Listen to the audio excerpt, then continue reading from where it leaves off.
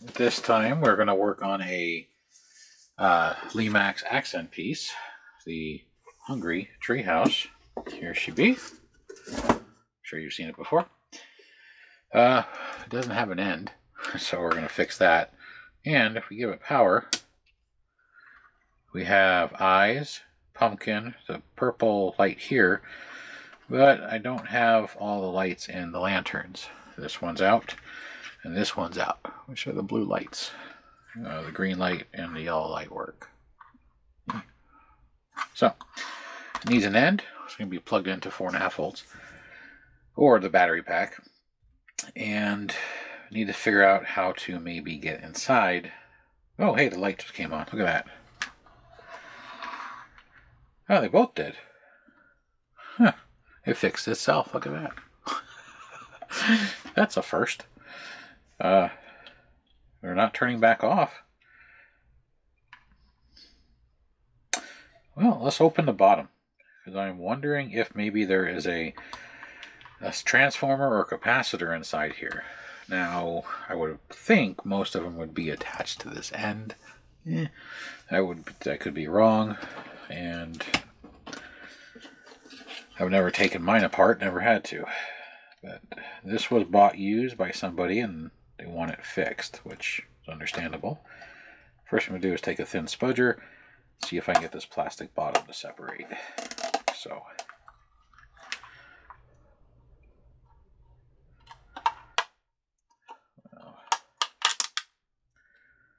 and pop. Very easy. I find that when they have the plastic bottoms, there's not a lot of stuff holding it on, because what they do is they use you can see the gloss, it's a thin layer of double back tape. So, and the only thing in here is resistors, which are right here, and I'm wondering if we have a bad solder joint, which could be causing the reason why these lights didn't come on.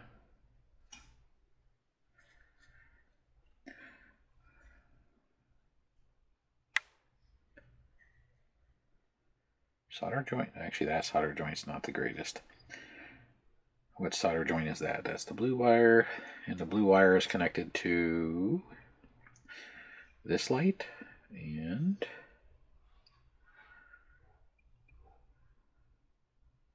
that's it. Oh, here we go. So, there's a bad solder joint. The solder joint that comes directly off the power, which is 4.5 volts, which would power the blue and or the UV, because they can run at a higher voltage, is bad. There's a bad solder joint right in here. It's hard to see, but when I wiggle the wire, one, I can see it, and two, the light flickers. So that's going to be pretty simple to do. That's just going to be touch up the solder, and that should take care of that. Next, so I need to go see if I have a battery pack with the 4.5 volt plug-in. If not, we might have to make one. So let's go take a look and see what we can do, so we can get this back to its owner as a fully functional treehouse. And if I can't, meaning I don't have a battery pack that would work, I will ask her if she wants the 4.5 volt plug put on here, and I can put this in a little hobby box. So bear with me for a few moments. I'm going to go look for a battery pack, because I might have one. Alright, I went through my battery boxes, and I don't have the one that has the power additional port. So, and I thought I did. I thought I still had one like that. The solder's been touched up, and all the lights are working like they're supposed to. Basically, I just took the solder and touched it. You've seen me fix solder joints before, but I'll show you soldering on this, because what I'm going to do is I'm going to send this battery box back with it. This battery box has the standard barrel jack that Lemax uses. This is a make-your-own connector, so it takes this size barrel right here and plugs right in. So that way it can be plugged into the battery box and still used as a table accent, or you can plug it into the standard AC adapter. So you still have both options. I'm not sure which option she's looking for, so I'm just going to include both.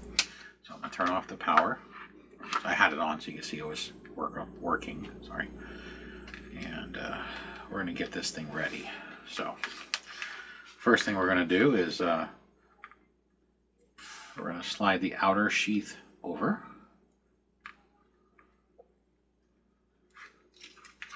I'm going to slide it out of my way. And I'm going to slide over the large heat shrink, which what this does is it helps keep this end together and puts a little bit of tension on the strain relief. And then we're going to get these wires prepped for soldering to this. Now the red wire is the hot and the white wire is the negative.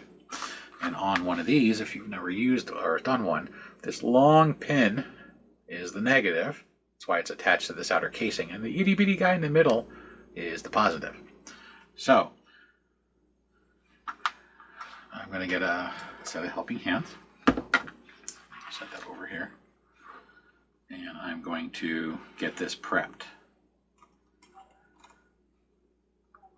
And these helping hands, the other ones I have the little rubber on there.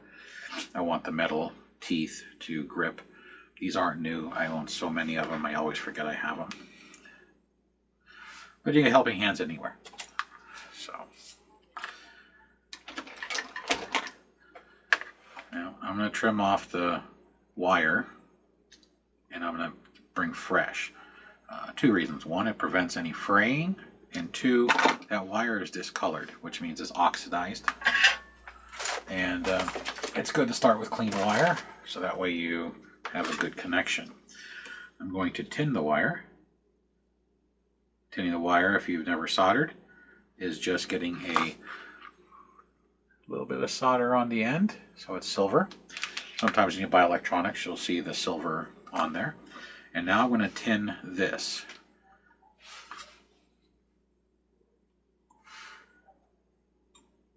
This will be a little harder to tin because of the surface area of the metal to absorb the heat.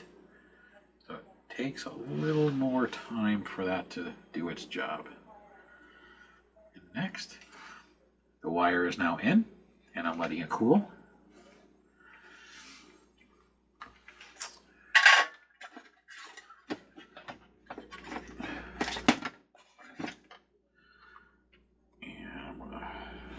Now we're going to do the ground. Now, the negative. There's a hole in the back. What I like to do is feed the wire in and put it through the hole, wrap it, and solder it.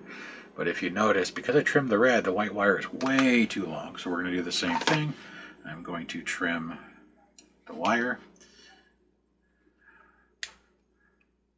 Probably I'm going to trim a little too much. There we go. And I'm going to tin it, just like I did the other one.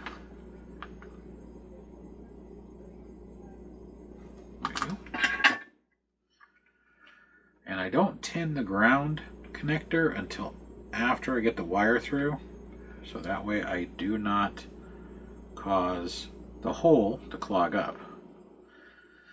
Now, this has little fingers to hold the wire in place. So before I tin it, I'm going to collapse these fingers. Just going to use the tip of a set of wire strippers. They have a little set of jaws.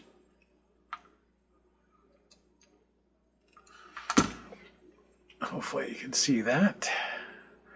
See how I have the wire behind it? I'm going to solder the wire at the hole where I fed it through on the back.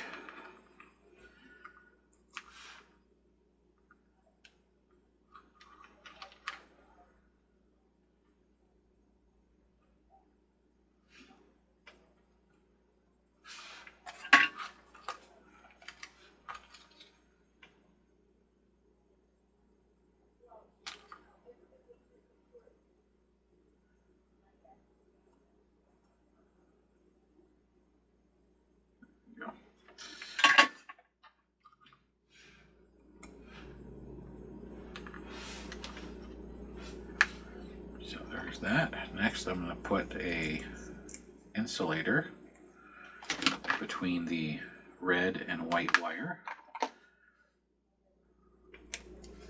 So that way if this gets jarred around, the red and white wire do not touch, creating a short.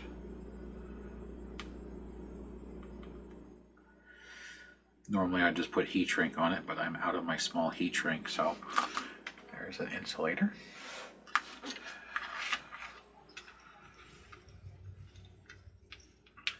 Now we're going to feed the heat shrink, the big heat shrink, down. And you can use a heat gun. The great thing about a heat shrink is you can also use a lighter, so I don't have to wait for my heat gun to warm up. I can just use a lighter. And there you go. And we can make sure this works by plugging it in.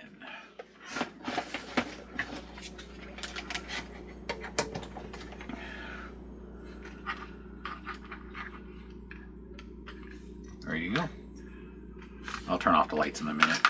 So after you do that, after you do your heat shrink, this you just slide on down, and this is threaded and the inside of this cap is threaded, and you just center it so that the heat shrink goes into the strain relief section, and then you just tighten it down.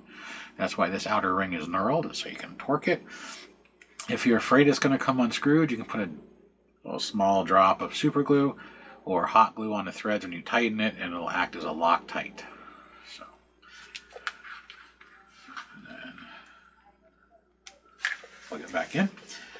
The battery box, of course, you just slap some batteries in it. Let's see if I have any around here that we can put in here real fast, just to test the battery box to make sure it's not defective.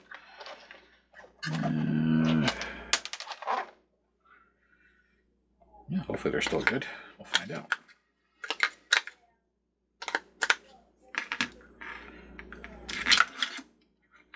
Yep.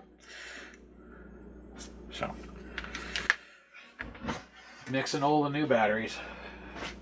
All right.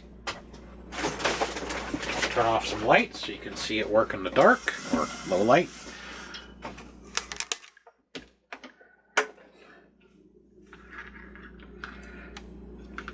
So, white wire, AC adapter.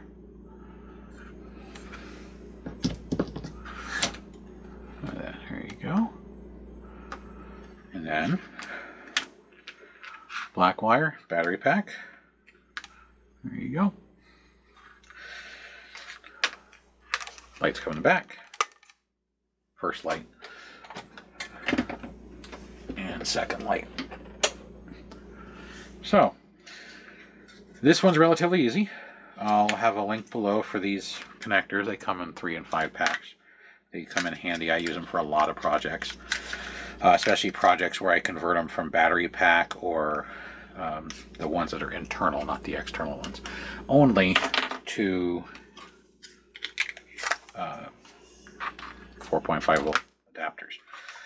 Also, when I build my own lights for houses, I do the same thing.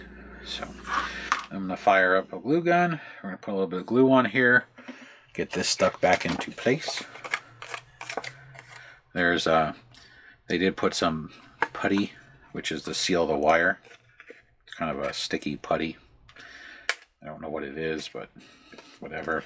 Clean it off, and we'll get that put back on.